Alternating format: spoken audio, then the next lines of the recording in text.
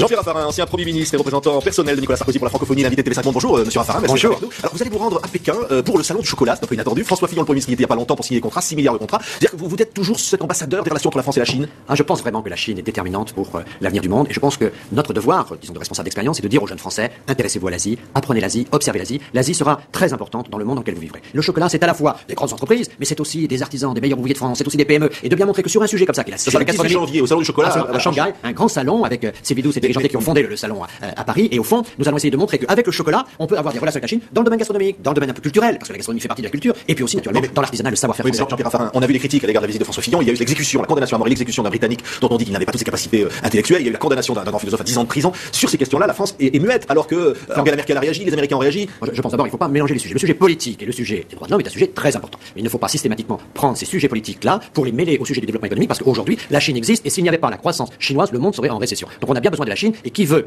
pouvoir compter sur la croissance chinoise doit faire en sorte qu'on puisse parler en termes convenables, corrects, politiquement acceptables par les uns et les autres. On peut leur dire qu'on n'est pas d'accord. Moi je pense que, personnellement, je suis contre la peine de mort. Et je pense qu'il faut que nous militions, nous Français, nous pays européens, contre la peine de mort. Et ça, il faut le faire dans les instances multilatérales, à l'ONU, dans les grandes instances au Conseil de sécurité, pour faire en sorte qu'un trop grand nombre de pays qui aujourd'hui pratiquent la peine de mort puissent lever. Mais ne désignons pas que la Chine, puisque ce sont tous les pays qui pratiquent la peine de mort, qu'il faut essayer de convaincre. Mais des grands pays comme ça, on ne leur impose pas une vue, on dialogue pour essayer de les convaincre. Essayons de les convaincre que la peine de mort n'est pas une solution. Pour eux, la drogue. La France, on peut leur dire qu'ils ont eu tort d'exécuter ce Je pense qu'il faut leur dire que nous sommes contre la peine de mort. On n'a pas à dire tort ou raison. On n'a pas en permanence à donner des leçons. Dans notre passé, nous n'avons pas été toujours très glorieux, y compris d'ailleurs avec nos amis britanniques quand on a fait la guerre de l'opium en Chine. Donc on peut comprendre que la drogue en Chine, c'est quelque chose qui est très coupable et pour lequel notre dossier historique n'est pas des meilleurs. Mais donc moi je pense qu'il faut que quand on est en discussion avec eux, il faut dire qu'on n'abandonne pas évidemment nos valeurs, on défend nos valeurs, la liberté d'expression, et ça on en le dit directement aux Chinois, mais on le dit en face à face, on le dit en respectant ce qu'ils sont, et on fait en sorte que les idées que nous puissions défendre, on demande la réciprocité du respect. La France ne l'a pas dit directement à la Chine. Elle le dit d'une autre manière alors. La France le dit en permanence, les dirigeants français, c'est le cas de François Fillon, quand ils sont en face à face avec les dirigeants chinois, évoquent tous les sujets. Il n'y a pas de sujet interdit dans nos relations avec la Chine. Mais nous voulons le faire directement et pas des messages occidentaux, par des médias occidentaux, et tout ça à l'occasion d'événements occidentaux. Faisons en sorte qu'on ait un respect de la Chine et qu'on impose aussi le respect de nos propres valeurs. Donc nous défendons nos valeurs et nous voulons la réciprocité des respects. Alors Jean-Pierre Raffarin, quelques sujets politiques, identité nationale. Éric Besson hier a présenté